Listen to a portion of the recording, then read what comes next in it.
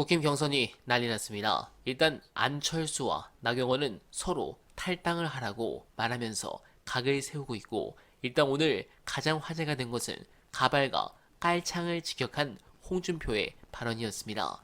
그런데 한동훈 측이 대실수를 했습니다. 캠프 대변인인 박상수 변호사는 페이스북에서 한 후보 키는 180cm 넘습니다. 신발 벗고 섰을 때 170cm 후반대 킨 저보다 4, 5cm 크다는 느낌을 받아왔기에 180cm 넘는 게 맞습니다. 라고. 참나, 한동훈이 넘겠습니까? 180을. 오세훈이 딱 180인데 깔창 넣어도 저 격차입니다. 지지율도 아니고. 아무튼 이런 상황이라면 저쪽도 경선이 끝나면 봉합이 어려울 것 같습니다. 그리고 그걸 노리는 인간이 하나 더 있죠. 바로 개장수인데 25일로 알고 있는데요. 특집으로 뉴스타파와 뉴스공장이 큰 건을 보도합니다. 중요한 영상 보시고 이어가 보겠습니다.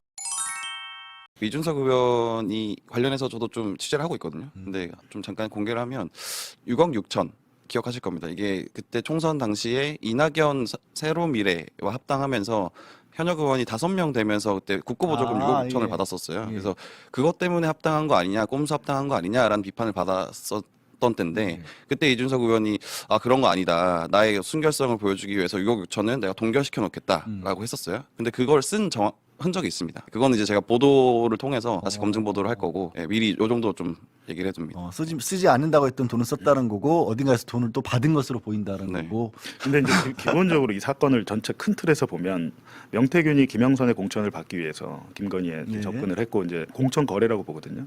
그 거래가 성사되는 거강꾼이 이준석이에요. 이준석 당대표가 그때 그 역할을 해주지 않았다면 김영선 공천은 되지 않았습니다. 김영선이 이기는 여론조사를 가져오라고 해서 사실상 지시를 해서 명태균이 여론조사를 조작하잖아요. 수치를. 그리고 더군다나 그 후에는 김종영 후보, 당내 후보 경선까지 그 여론조사까지 조작을 합니다. 이준석이 그걸 가져오라고 한 이유는 뭘까요? 공관위에 던져준 거죠. 자, 봐라, 김영선이 앞서잖아, 이 사람 합시다라고 분위기를 잡는, 그리고 거강꾼 역할을 했다고 저는 보죠. 김건희가 그거 할 수 있습니까? 이준석이 그 당 안에서 그 역할을 맡은 사람인 것이고, 나중에 그걸 확정적으로 해준 거는 김건희, 윤석열이겠죠.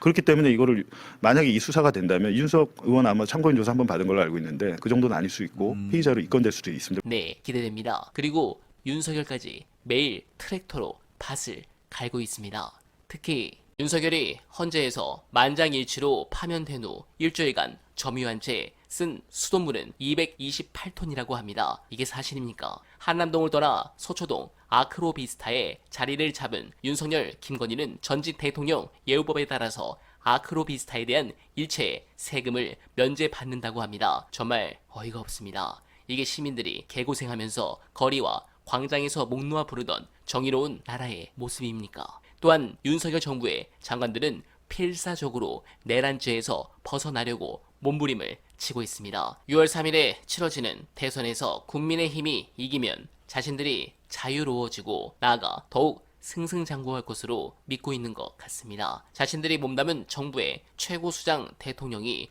헌법을 위반해 파면됐는데도 그들이 뻔뻔하게 자리를 지키려는 이유입니다. 마지막으로 다시 한번 강조하지만 이들에게 대통령 선거 관리를 맡겨서는 안 됩니다. 목숨 걸 만큼 절실한 그들이 무슨 짓을 할지 모르기 때문입니다. 사퇴 시한 넘으면 그때는 떡수를 반드시 날려주길 간절하게 바라며, 어다면은 오늘도 최선을 다하겠습니다. 여러분 고맙습니다.